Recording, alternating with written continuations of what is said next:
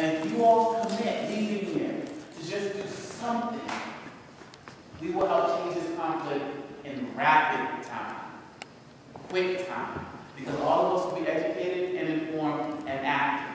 This poem I want to share with you all is entitled Raise Hope for Congo. And it comes from an album that was created similar to the relief efforts for Haiti, similar to the relief efforts for Japan. It was created to raise awareness about the Congos, entitled Raise Hope for Congo. You can buy that on iTunes and support this initiative. People like Cheryl Jones, Cheryl Crow, Nora Jones, Mos Dab, Damian Rice, Angelique Kijo, Michelle Deguiocello. The list goes on and on, have contributed tracks for free to this particular album, gaining no money off of it, just wanted to lend their support to raise awareness. This is my poem that appears on the album entitled Raise Hope for Congo.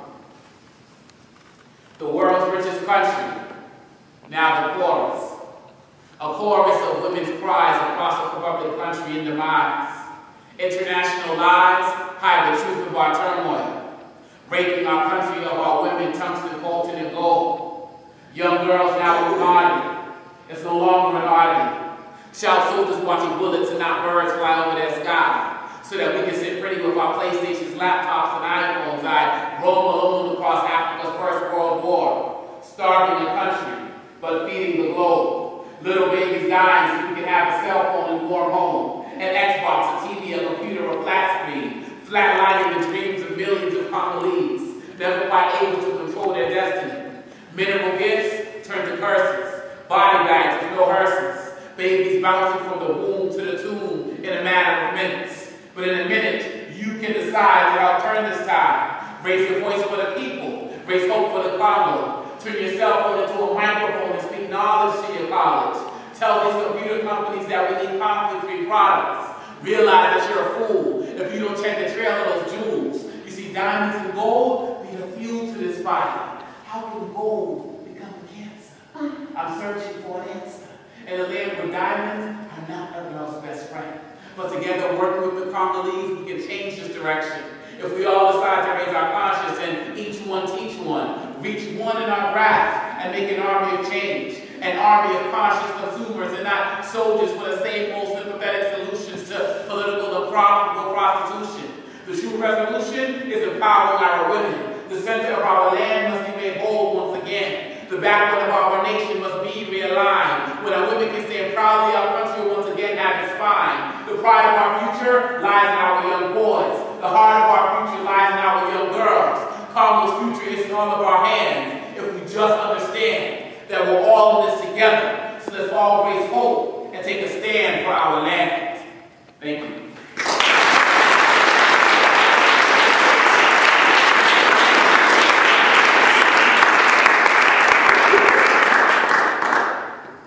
Everybody can do something. You're also going to learn about legislation this weekend that has been passed under the recent financial Wall Street Reform Bill, that we need to make sure that people are putting pressure on their senators, congressmen, to make sure that they support, because now that that provision is in there, these electronic companies have been putting pressure on your legislators to not come out and support this. So you can learn about that this weekend. You know, we've been involved in great projects, doing things like shutting down Congress people's, Facebook pages and Twitter pages, and in a nice way, not going out saying bad things about them like that, but just letting them know that we're aware, that we're out there, that we're knowledgeable, and that we're raising hope. My belief is very simple, ladies and gentlemen. I believe that people should have died so we can have a cell phone. Can you raise your hand if you agree with that? People shouldn't have to die so we can get discounts on particular products. And of course, there are other issues going on in Congo that contribute to this conflict, but the conflict of minerals is a major issue. And you all on this campus have been the first campus across the globe to make a true stand on that at the leadership level of this university. And that's wonderful. I want to share two poems with you all that are true stories. I mean, everything that I'm talking about is a true story, but when I say true stories, these are poems that have affected me personally as it relates to the Congo. You know, I went back to Congo several years ago, and I was working in refugee camps, or more specifically, camps for internally displaced. And I was working with about 5,000 of them who made their way from Eastern Congo. And I saw a lot of things. And the last poem I'm going to share is going to speak to that. important to understand that when you live in war-torn countries, you can have a particular war-torn region, but the entire country suffers. It becomes difficult for people to get access to anything, basic types of medicine.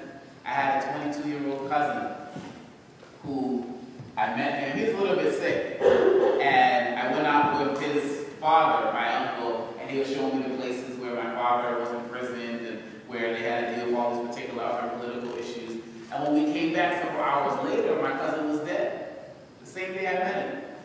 Not a refugee, not somebody who made his way from the East because he was fleeing this or that, just an average Congolese citizen in the capital, Kinshasa. But war-torn countries, it becomes difficult to get access to basic medicine.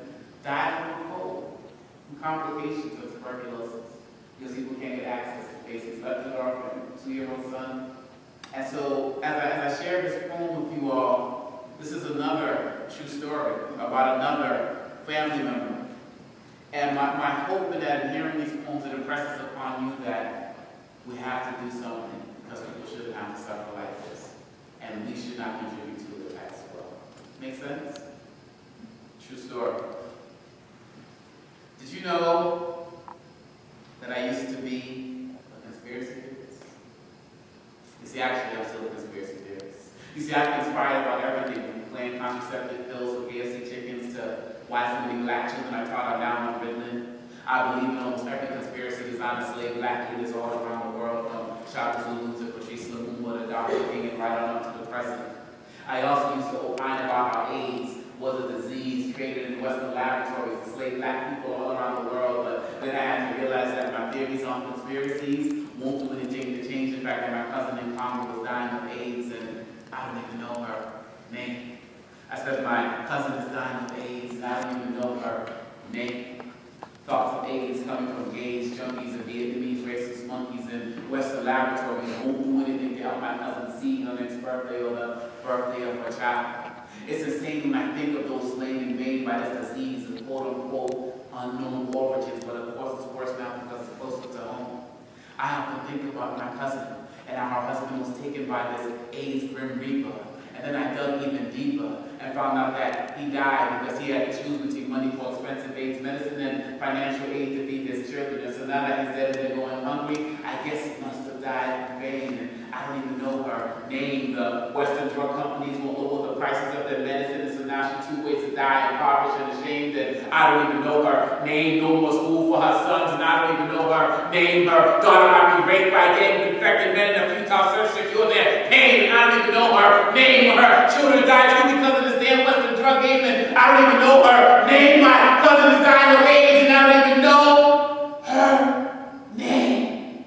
And I know this sounds repetitive, but for my entire life, her existence in my mind was negative. And so now that she's HIV positive, I feel like I have to make up for lost time because there's too much time lost before she's tossed into that category of Africans that die from AIDS, malaria, TB, and probably common cold. But since we don't know their names, and Americans believe that all Africans are the same, then unless they died from war or famine, then they must have died from AIDS. That old AIDS, that rabies, even the babies. Let them all die from that disease we call AIDS. You know that AIDS, some say it means acquired immune deficiency syndrome, but it really might just mean Africans impoverished death syndrome because we don't care for their names, right or wrong. Because from now on, I'm going to sing my cousin song on the songs of the throngs of those dying and numbers so large that new rivers are forming from the tears of the crying, but mounting AIDS deaths keep these oceans from ever drying. And so I'm going to sing the song for my cousin who tried to fight for her husband because you see, failing to pay exorbitant prices for name brand medicine means my cousin may die ashamed. But at least for this one song, it won't be in vain. Because by the time you hear this testimony, I will have at least known her name. You see, her name is not African statistic number 10,000,001, or whatever research number will get these drug companies more money. And by the way, I tell my friends that joking about AIDS, when it was, it still isn't funny. And they, or you, ask why, I will tell them, oh, my cousin, who is she? She's dying of AIDS. And though many of y'all do not give it here, for those of y'all who care, please join me in a moment of silence for who she is.